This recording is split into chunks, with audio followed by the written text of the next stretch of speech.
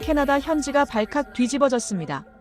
200제곱킬로미터 산불 현장, 구조대원 6명이 불길에 완전히 포위됐습니다.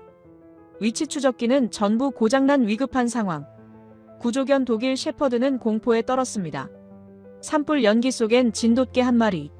누가 봐도 불가능한 상황이었죠. 하지만 3시간 후 믿을 수 없는 일이 벌어졌습니다.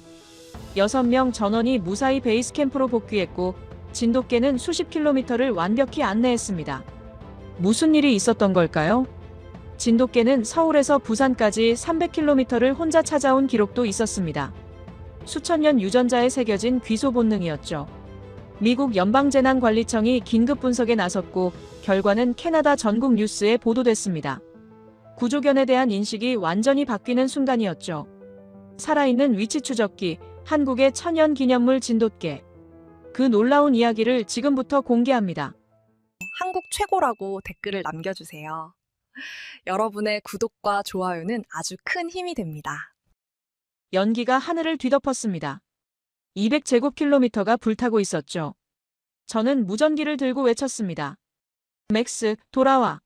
독일 셰퍼드 맥스의 목걸이에 달린 위치 추적 신호가 깜빡이고 있었어요. 제 손에 들린 단말기 화면에 빨간 점이 움직였습니다.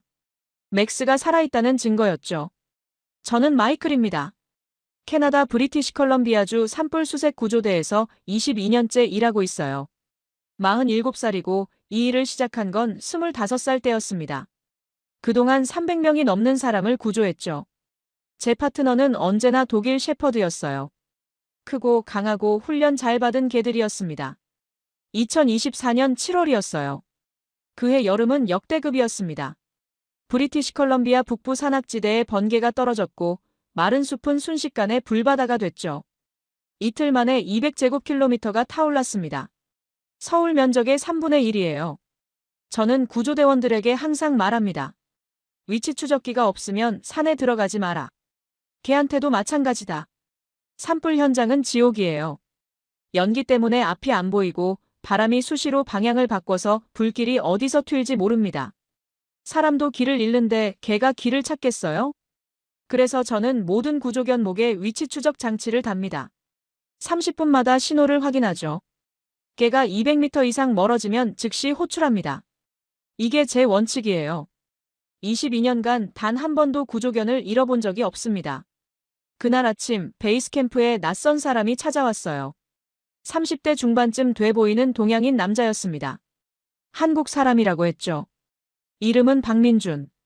캐나다에 이민 온 지 5년 됐대요. 그의 옆에 작은 개 한 마리가 앉아 있었습니다.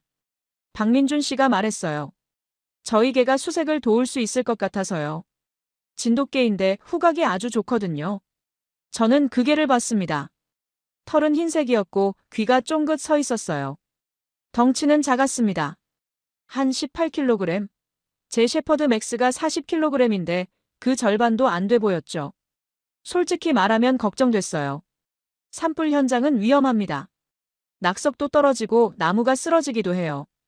큰 개도 다치는 곳인데 저렇게 작은 개가 버틸 수 있을까? 하지만 거절할 수도 없었습니다. 인력이 부족했거든요. 실종자가 23명이었어요.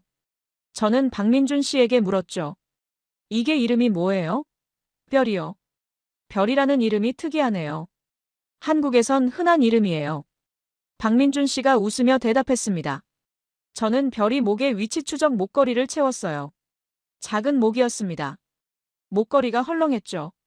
박민준 씨한테 말했어요. 이거 없으면 안 됩니다. 산에서 길 잃으면 개도 못 살아요. 꼭 채우고 다녀야 해요. 박민준 씨가 고개를 끄덕였습니다. 그런데 그의 표정이 좀 이상했어요. 걱정하는 것 같지 않았거든요.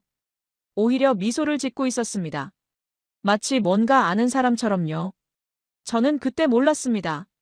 별이가 제 모든 생각을 바꿔놓을 거라는 걸요. 첫 번째 수색은 오전 10시에 시작됐습니다. 저는 맥스와 함께 북쪽 능선으로 갔고 다른 팀원들은 각자 구역을 맡았어요. 박민준 씨와 별이는 동쪽 계곡을 맡았습니다. 저는 솔직히 별이한테 기대하지 않았어요. 그냥 한 마리라도 더 있으면 좋겠다는 생각이었죠. 2시간이 지났습니다. 무전기에서 박민준 씨 목소리가 들렸어요. 발견했습니다. 2명이요. 저는 깜짝 놀랐습니다. 별이가 정말 사람을 찾았다고. 급히 좌표를 확인하고 달려갔죠. 계곡 바위 틈에 등산객 2명이 숨어 있었어요. 50대 남자와 30대 여자였습니다. 연기를 피해 바위 뒤로 숨었다가 못 나왔다고 했어요. 별이가 바위 앞에 앉아서 짖었대요. 박민준 씨가 그제야 사람이 있는 걸 알았다고 했습니다. 저는 별이를 봤어요. 꼬리를 흔들고 있었습니다. 혀를 내밀고 헥헥거렸죠. 평범한 개 같았어요. 저는 속으로 생각했습니다. 후각이 좋았나 보다. 운도 좋았고. 계곡은 바람이 약해서 냄새가 잘 남거든요.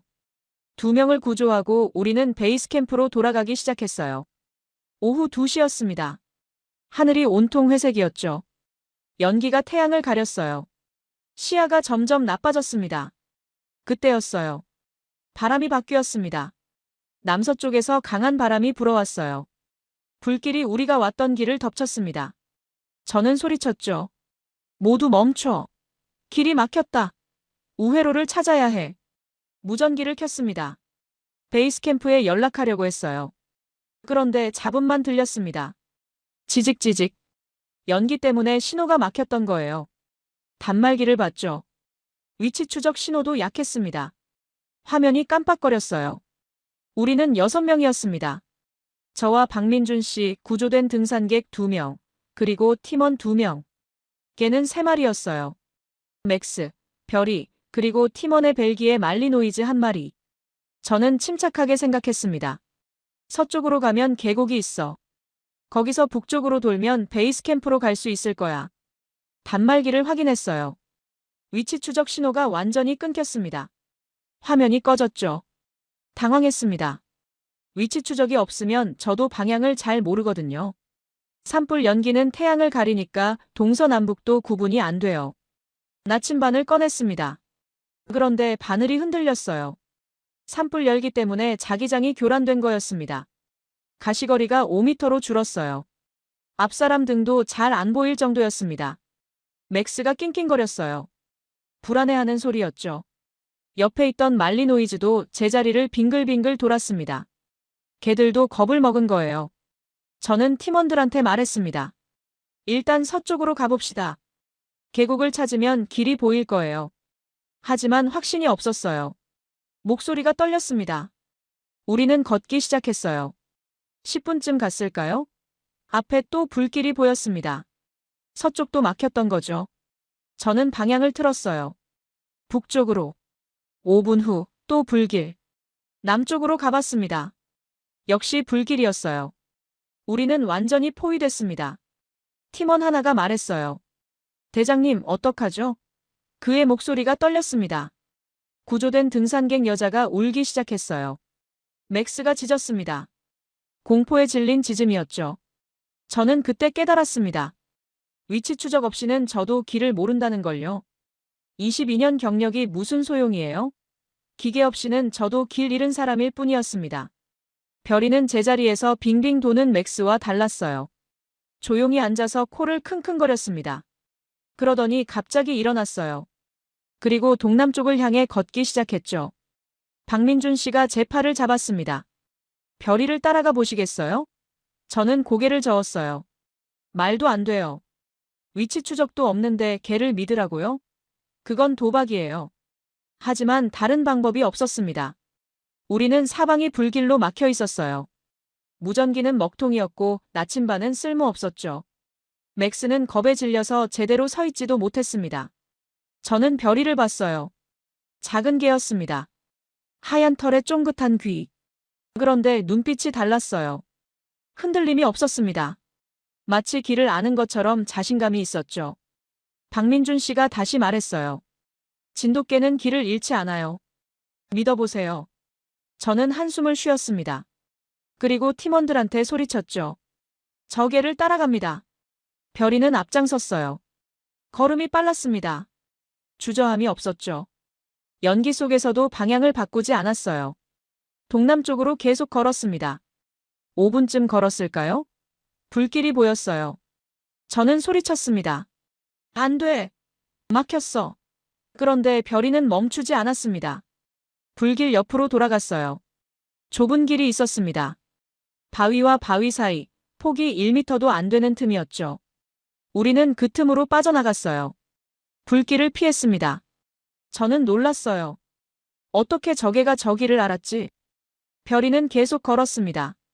20분쯤 지났을까요? 또 불길이 나타났어요. 이번엔 정면이었습니다.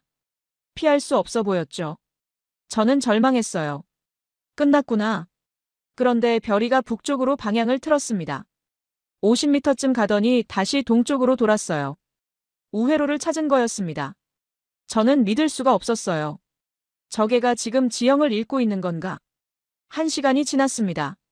우리는 계속 별이를 따라갔어요. 연기가 조금씩 옅어졌습니다. 하늘이 보이기 시작했죠. 별이는 여전히 같은 방향으로 걸었어요. 한 번도 헷갈리는 모습이 없었습니다. 2시간째였어요. 저는 지쳤습니다. 구조된 등산객들도 힘들어했죠. 그런데 별이는 멈추지 않았어요. 꼬리를 세우고 계속 앞으로 나아갔습니다. 3시간이 됐을 때였어요. 저 멀리 텐트가 보였습니다. 베이스 캠프였어요. 저는 눈을 의심했습니다. 정말? 우리가 돌아온 거야? 캠프로 들어갔어요. 구조대원들이 달려왔습니다. 무사하세요? 연락이 끊겨서 걱정했어요. 저는 주저앉았어요. 다리에 힘이 풀렸습니다. 별이가 제 옆에 앉았어요. 혀를 내밀고 헥헥거렸습니다. 저는 별이를 쳐다봤죠. 꼬리를 흔들고 있었어요. 마치 당연한 일을 한 것처럼. 저는 단말기를 켰습니다. 위치 추적 기록을 확인했어요.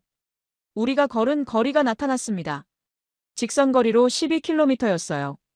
별이는 12km를 정확히 안내한 거였습니다. 위치 추적기도 없이. 저는 박민준 씨한테 물었어요. 어떻게 길을 알았죠? 위치 추적도 없었는데. 박민준 씨가 웃었습니다. 별이는 한 번 간 길을 잊지 않아요.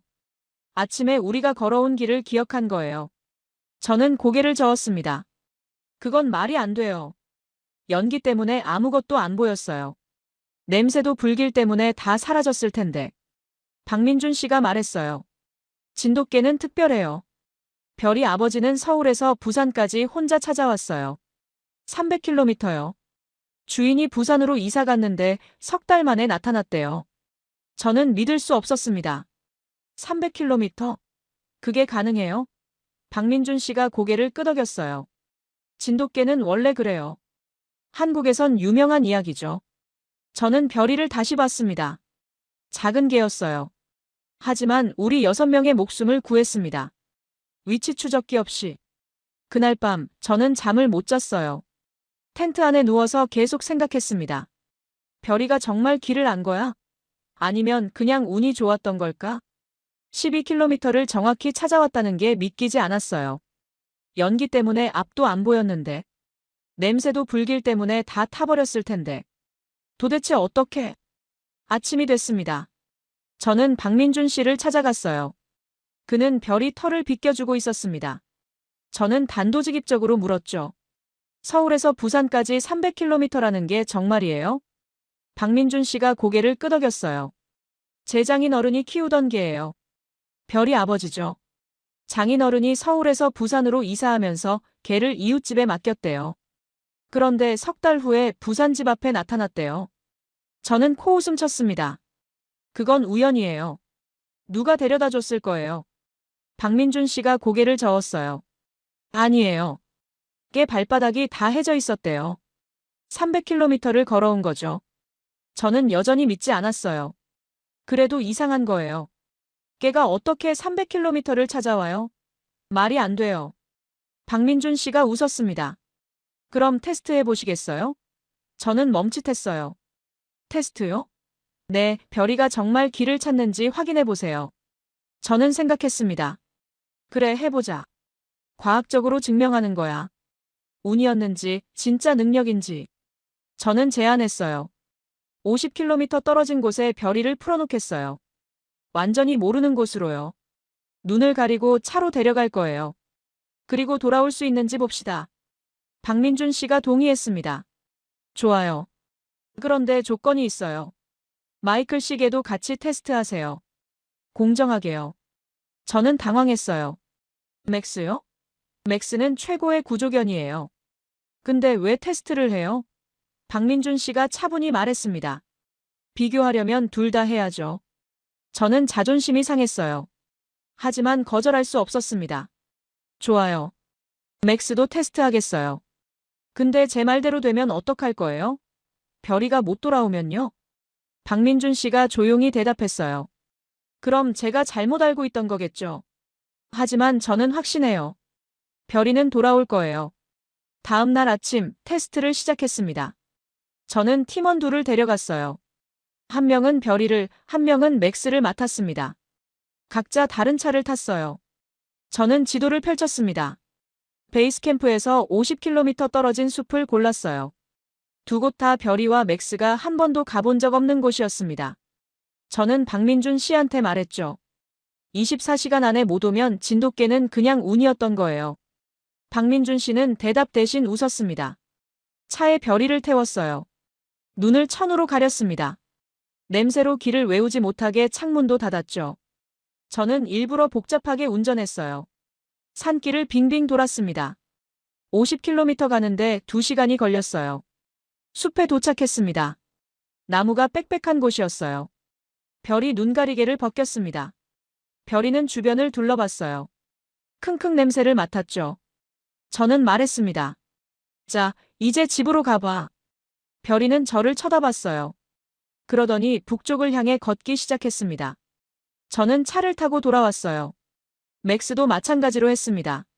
다른 방향의 50km 지점. 역시 눈을 가리고 복잡한 길로 데려갔죠. 맥스를 풀어놓았어요. 맥스는 당황한 표정이었습니다. 킁킁거리며 이리저리 걸었어요. 저는 베이스 캠프로 돌아왔습니다. 박민준 씨가 기다리고 있었어요. 저는 말했죠. 이제 기다리는 거예요. 누가 먼저 오나? 박민준 씨가 물었어요. 얼마나 걸릴 것 같으세요? 저는 솔직하게 답했습니다. 맥스는 10시간쯤? 뛰어난 구조견이거든요. 별이는 글쎄요. 올 수나 있을지. 시간이 흘렀습니다. 1시간, 2시간, 3시간. 아무도 오지 않았어요. 4시간째 저는 커피를 마셨습니다. 5시간째 해가 기울기 시작했어요. 5시간 40분쯤 됐을 때였습니다. 누군가 소리쳤어요. 개다. 개가 온다.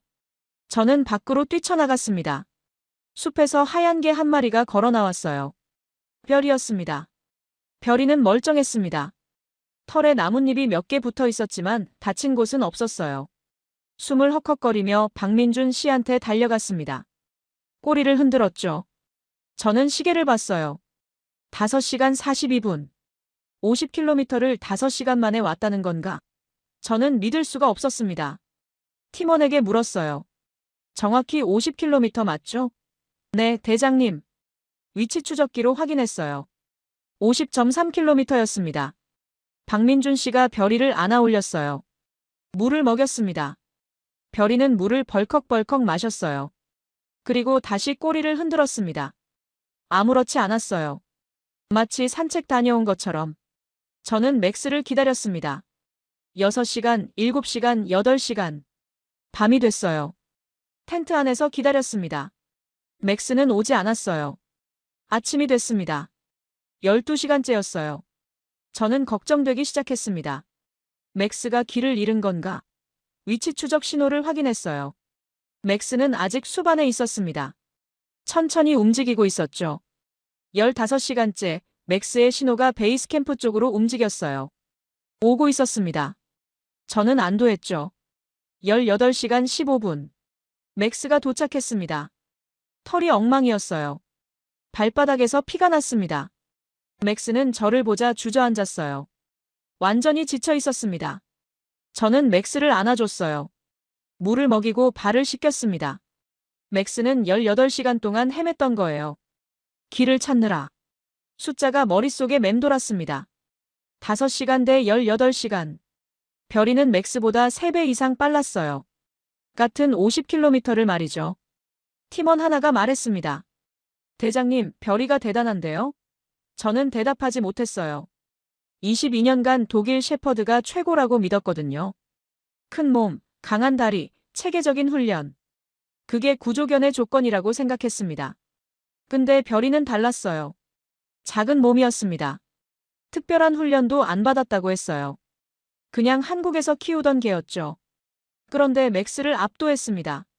저는 박민준 씨한테 물었어요. 별이한테 뭘 가르쳤어요? 특별한 훈련이 있나요? 박민준 씨가 고개를 저었습니다. 아무것도 안 가르쳤어요. 원래 진돗개가 이래요. 한 번 간 길은 절대 안 잊거든요. 주인 냄새를 따라서 어디든 찾아와요. 저는 이해가 안 갔어요. 훈련도 안 했는데 어떻게 이럴 수 있죠? 박민준 씨가 설명했습니다. 진돗개는 수천 년 동안 한국에서 살았어요. 산이 많은 나라죠. 주인을 따라 산을 넘고 길을 찾고 집으로 돌아오는 게 당연했대요. 그게 피 속에 있는 거예요. 팀원들이 하나둘 모여들었습니다. 다들 별이 이야기를 했어요. 어제 5시간 만에 온 거 봤어? 대단하지 않아? 맥스는 18시간 걸렸는데. 누군가 말했습니다. 별이는 살아있는 위치 추적기 같아. 아니, 위치 추적기보다 나은데? 위치 추적기는 고장나잖아. 어제 산불 때처럼. 다른 팀원이 웃으며 말했어요. 살아있는 GPS야. 그 말에 다들 웃었습니다. 저도 웃었어요. 하지만 웃으면서도 생각했습니다. 틀린 말이 아니네. 그날 저녁 저는 베이스 캠프 회의를 열었어요. 내일부터 본격적으로 구조작전에 별이를 투입하겠습니다. 팀원들이 환호했죠. 저는 박민준 씨를 봤습니다. 그가 웃고 있었어요. 저는 말했습니다. 제가 틀렸어요. 진돗개를 무시한 게 제 실수였습니다. 박민준 씨가 고개를 저었어요. 아니에요. 모르셨으니까요. 한국 사람들도 요즘은 진돗개를 잘 몰라요. 다들 외국개만 키우려고 하거든요. 저는 별이를 쳐다봤습니다. 별이는 텐트 앞에 앉아 있었어요. 귀를 쫑긋 세우고 주변을 살피고 있었죠. 작은 개였습니다. 하지만 이제는 달라 보였어요. 제 생각이 바뀌고 있었습니다. 본격적인 구조작전이 시작됐습니다. 산불은 여전히 타오르고 있었어요. 200제곱킬로미터 중에서 절반 정도가 불탔습니다. 실종자는 아직 15명이 남아 있었죠. 첫날, 저는 별이와 함께 동쪽 산악지대로 갔어요. 박민준 씨도 함께였습니다. 맥스는 쉬게 했어요. 발바닥이 아직 안 나았거든요. 별이는 코를 킁킁거리며 앞장섰습니다. 1시간쯤 걸었을까요? 별이가 멈춰섰어요. 그리고 바위 더미 쪽으로 달려갔습니다. 짖었죠. 바위 뒤에 남자 한 명이 쓰러져 있었어요. 60대쯤 돼 보였습니다. 탈진 상태였죠. 물을 먹이고 들것에 실었어요. 첫 번째 구조였습니다. 오후에 2명을 더 찾았어요. 모두 별이가 발견했습니다. 하나는 계곡에, 하나는 동굴 안에 숨어 있었죠. 별이는 멀리서도 냄새를 맡았어요. 200m는 떨어진 거리였습니다. 그날 저녁 베이스 캠프로 돌아왔어요. 별이는 단 한 번도 방향을 헷갈리지 않았습니다. 마치 지도를 머릿속에 그린 것처럼 정확했죠. 첫날 성과 3명. 둘째 날은 더 힘들었습니다. 연기가 최악이었어요. 바람이 없어서 연기가 계곡에 갇혀 있었죠. 가시거리가 3m였습니다. 손을 뻗으면 손가락이 안 보일 정도였어요. 다른 팀들은 수색을 포기했습니다. 너무 위험하다고 했죠. 저도 망설였어요. 이렇게 연기가 심하면 구조대원도 위험해요. 그런데 별이는 달랐습니다. 연기 속에서도 킁킁거리며 앞으로 나아갔어요. 박민준 씨가 말했습니다. 별이는 시각이 아니라 후각으로 찾아요. 연기는 상관없어요. 별이를 따라갔습니다. 2시간 동안 아무것도 보이지 않았어요. 저는 불안했죠. 정말 괜찮은 걸까? 그때 별이가 섰습니다. 앞발로 땅을 긁었어요. 저는 그 자리를 파봤습니다. 낙엽 밑에 사람이 있었어요. 여자였습니다. 연기를 피해 낙엽을 덮어쓰고 숨어 있었던 거죠. 별이가 아니었으면 절대 못 찾았을 거예요. 1시간 후 또 한 명을 찾았습니다. 나무 밑에 쓰러져 있었어요. 별이는 50m 밖에서 냄새를 맡았습니다. 둘째 날 성과 2명. 셋째 날 다른 팀들도 성과를 냈어요.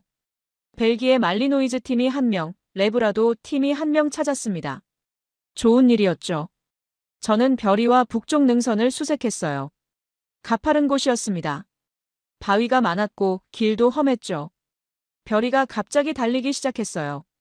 바위 사이로 사라졌습니다. 저는 뒤따라갔죠. 숨이 찼어요. 바위 틈에 사람이 2명 있었습니다. 젊은 남녀였어요. 둘 다 다리를 다쳤다고 했습니다. 별이는 그들을 발견하고 저를 부른 거였어요. 놀라운 건 이거였어요. 다른 구조견팀이 어제 이 능선을 수색했거든요. 아무것도 못 찾았다고 했어요. 그런데 별이는 찾았습니다. 셋째 날 성과 2명. 넷째 날 저는 기록을 정리했어요. 지금까지 별이가 찾은 사람 7명. 다른 모든 구조견이 찾은 사람 4명. 별이 혼자서 다른 개들보다 많이 찾은 거였습니다. 팀원들 사이에서 소문이 퍼졌어요. 별이가 대단하대. GPS보다 정확하대. 연기 속에서도 찾아낸대. 다른 팀 대원들도 관심을 보였습니다. 진돗개가 뭐예요? 한국개요? 어디서 구할 수 있어요? 넷째 날은 1명을 찾았어요. 다섯째 날도 1명. 별이는 지치지 않았습니다. 매일 아침 꼬리를 세우고 준비됐다는 듯이 저를 쳐다봤어요. 5일이 지났습니다. 최종 집계가 나왔어요. 별이 단독 발견 9명. 다른 모든 구조견 합산 6명. 저는 숫자를 보고 할 말을 잃었습니다. 작은 개 1마리가 대형 구조견 5마리보다 많이 찾았어요. 믿을 수 없었지만 사실이었습니다. 더 놀라운 건 따로 있었어요. 별이는 5일 동안 단 한 번도 길을 잃지 않았습니다. 위치 추적기가 고장 나도, 연기가 심해도, 지형이 험해도 별이는 항상 정확히 베이스 캠프로 돌아왔어요. 팀원들은 이제 별이를 살아있는 GPS라고 불렀습니다. 저도 그렇게 불렀어요. 더 정확한 표현이 없었거든요. 산불이 진화됐습니다. 20일 만이었어요. 실종자는 모두 구조됐고 사상자는 없었습니다. 저는 베이스 캠프를 정리하며 생각했어요. 별이가 없었으면 어땠을까? 집으로 돌아왔습니다. 밴쿠버 외곽의 작은 집이었어요. 저는 컴퓨터를 켰습니다. 진돗개에 대해 알고 싶었거든요. 검색창에 입력했어요. 진돗개 귀소 본능. 화면에 수많은 글이 나타났습니다. 저는 하나씩 읽기 시작했죠. 첫 번째 기사는 2008년 자료였어요. 서울에서 경주까지 370km를 찾아간 진돗개 이야기. 주인이 경주로 출장을 갔는데 한 달 후에 회사 앞에 개가 나타났대요. 발바닥이 다 닳아 있었다고 했습니다. 370km요? 저는 지도를 펼쳤어요. 서울에서 경주까지 직선 거리를 재봤습니다. 정확히 365km였어요. 개가 정말 그 거리를 걸어왔다는 건가? 두 번째 기사를 봤습니다. 2013년 자료였어요. 대전에서 강릉까지 280km. 진돗개가 닷새 만에 찾아왔대요. 주인이 강릉으로 이사하면서 개를 친척집에 맡겼는데 개가 사라졌다고 합니다. 닷새 후 강릉새 집 앞에 앉아 있었대요. 저는 계속 읽었습니다. 기사가 수십 개였어요. 200km, 300km, 400km. 전부 비슷한 이야기였습니다. 진돗개가 주인을 찾아간 거예요. 가장 놀라운 건 바다 이야기였습니다. 1993년 자료. 진도에서 목포로 팔려간 진돗개가 바다를 건너 집으로 돌아왔대요. 진도는 섬이에요. 목포까지 바닷길로 18km. 기사에는 사진도 있었어요. 털이 젖은 진돗개 사진. 수의사가 검사했는데 폐에 바닷물이 있었대요. 정말 수영해서 온 거였습니다. 저는 믿을 수가 없었어요. 개가 18km 바다를 수영한다고? 상어도 있고 파도도 거센데? 하지만 기사는 공식 기록이었습니다. 한국천연기념물 보호연구소에서 확인한 사례였어요. 거짓말이 아니었죠. 저는 학술 논문을 찾았습니다. 진돗개의 귀소 본능에 대한 연구였어요. 2020년에 발표된 논문이었습니다. 논문은 설명했어요. 진돗개는 지구 자기장을 감지하는 능력이 뛰어나다고. 다른 견종보다 2배 이상 민감하대요. 그래서 방향을 정확히 알 수 있다는 겁니다. 또 다른 내용도 있었어요. 진돗개는 냄새 지도를 뇌에 저장한다고. 한번 지나간 길의 냄새를 기억하고 그걸 조합해서 새로운 길을 만든다는 거죠. 마치 퍼즐처럼요. 논문에는 실험 결과도 있었습니다. 진돗개 10마리를 100km 떨어진 곳에 풀어놨대요. 9마리가 일주일 안에 돌아왔다고 합니다. 독일 셰퍼드는 10마리 중 셋만 돌아왔대요. 저는 화면을 보며 멍하니 앉아 있었어요. 이건 훈련이 아니었습니다. 능력이었어요. 타고난 능력. 수천 년 동안 진돗개는 한국 산악지대에서 살았습니다. 주인을 따라 산을 넘고 사냥을 하고 집으로 돌아오는 게 일상이었죠. 그렇게 수백 세대가 지나며 능력이 유전자에 새겨진 거예요. DNA에 말이죠. 저는 별이를 떠올렸습니다. 50km를 5시간 만에 찾아온 별이. 12km 산불 현장에서 팀을 이끈 별이. 5일간 9명을 구조한 별이. 별이는 특별한 게 아니었어요. 별이는 그냥 진돗개였습니다. 진돗개가 원래 그런 거였어요. 저는 22년간 틀렸던 겁니다. 큰 개가 좋은 구조견이라고 믿었어요. 훈련이 전부라고 생각했죠. 하지만 진짜 중요한 건 본능이었습니다. 유전자였어요. 밤새 자료를 읽었습니다. 해가 뜨고 있었어요. 저는 결심했습니다. 한국에 가야겠다고. 2025년 봄이었습니다. 밴쿠버 수색구조협회 본부 회의실. 저는 단상 위에 서 있었어요. 앞에는 협회 임원들과 기자들이 앉아 있었죠. 별이도 있었습니다. 제 옆에 조용히 앉아 있었어요. 박민준 씨가 별이 목을 쓰다듬었습니다. 협회장이 말했습니다. 오늘 우리는 특별한 인증을 수여합니다. 캐나다 역사상 최초로 소형견에게 무인 지역 전문 수색 구조견 자격을 부여하게 됐어요. 박수가 터졌습니다. 협회장이 별이 목에 금색 메달을 걸어줬어요. 별이는 꼬리를 흔들었습니다. 플래시가 터졌죠. 기자들이 질문했습니다. 마이클 대장님, 별이가 특별한 이유가 뭔가요? 저는 마이크를 잡았어요. 별이는 특별하지 않습니다. 진돗개가 원래 이래요. 기자들이 웅성거렸습니다. 저는 계속 말했죠. 진돗개는 수천 년 동안 길을 잃지 않는 능력을 키워왔어요. 그게 유전자에 새겨져 있습니다. 별이는 그냥 본능대로 한 거예요. 회의가 끝났습니다. 저는 박민준 씨와 커피를 마셨어요. 박민준 씨가 물었습니다. 한국에 정말 가실 거예요? 저는 고개를 끄덕였죠. 네, 다음 달에 갑니다. 한 달 후, 저는 인천공항에 도착했습니다. 처음 와보는 한국이었어요. 공항에서 차로 4시간을 달렸습니다. 진도라는 섬으로 갔죠. 진도는 작은 섬이었습니다. 바다가 보였어요. 저는 진돗개 보존회를 찾아갔습니다. 회장님이 저를 맞아줬어요. 60대쯤 돼 보이는 분이었습니다. 저를 보더니 웃으며 말했어요. 캐나다에서 진돗개 때문에 오셨다고요? 저는 고개를 끄덕였습니다. 네, 진돗개를 데려가고 싶어요. 회장님이 저를 번식장으로 안내했습니다. 진돗개가 수십 마리 있었어요. 하얀 개, 황갈색 개, 검은 개. 다들 귀를 쫑긋 세우고 저를 쳐다봤습니다. 회장님이 설명했어요. 진돗개는 천연 기념물이에요. 함부로 못 데려가요. 하지만 마이클 씨는 특별해요. 별이를 훌륭하게 키워주셨으니까요. 저는 3마리를 골랐습니다. 하얀 수컷 1마리, 황갈색 암컷 1마리, 검은 수컷 1마리. 이름은 바람이, 산이, 강이로 지었어요. 한국식 이름이었습니다. 일주일 동안 진도에 머물렀습니다. 진돗개 훈련 방식을 배웠어요. 한국 방식은 달랐습니다. 강압적이지 않았죠. 개의 본능을 존중했어요. 훈련사가 말했습니다. 진돗개는 억지로 가르치는 게 아니에요. 타고난 걸 꺼내주는 거예요. 그 말이 제 머릿속에 남았습니다. 캐나다로 돌아왔습니다. 3마리 진돗개와 함께였어요. 공항에서 박민준 씨가 기다리고 있었습니다. 별이도 있었죠. 별이는 새 친구들을 보고 꼬리를 흔들었어요. 저는 새로운 프로젝트를 시작했습니다. 이름은 귀향 프로젝트. 영어로는 프로젝트 홈바운드예요. 진돗개의 귀소 본능을 활용한 구조 프로그램이었습니다. 브리티시 컬럼비아주 정부가 지원금을 줬어요. 협회도 승인했습니다. 저는 팀을 꾸렸죠. 훈련사 셋, 수의사 1명, 그리고 진돗개 4마리. 훈련이 시작됐습니다. 바람이, 산이, 강이는 빨리 배웠어요. 별이가 했던 것처럼 정확히 길을 찾았습니다. 위치 추적기 없이도 말이죠. 석 달 후, 첫 번째 실전 투입이 있었습니다.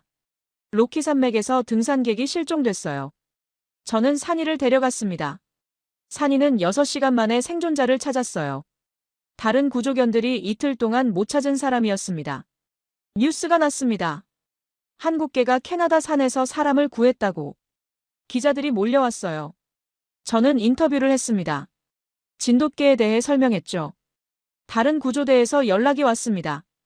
우리도 진돗개를 구할 수 있나요? 훈련 프로그램을 배우고 싶은데요. 저는 흔쾌히 받아들였습니다. 1년이 지났습니다. 귀향 프로젝트는 성공했어요. 진돗개 구조견이 12마리로 늘었습니다. 모두 한국에서 데려온 개들이었죠. 어제 신입훈련사들에게 첫 강의를 했습니다. 저는 이렇게 말했어요. 구조견 훈련에서 가장 중요한 게 뭘까요? 체격? 힘? 아니에요. 저는 별이를 가리켰습니다. 별이는 이제 5살이에요. 여전히 작고 여전히 하얗습니다. 하지만 캐나다에서 가장 유명한 구조견이죠. 가장 중요한 건 본능입니다. 유전자에 새겨진 능력이에요. 위치 추적기는 고장날 수 있어요. 하지만 진돗개는 고장나지 않습니다. 신입훈련사들이 고개를 끄덕였습니다. 저는 웃었어요. 22년 전에 저였다면 절대 이런 말을 안 했을 겁니다. 별이가 제 발치에 앉았습니다. 저는 별이 머리를 쓰다듬었어요. 고맙다고 속삭였습니다. 내가 제 생각을 바꿔줬어.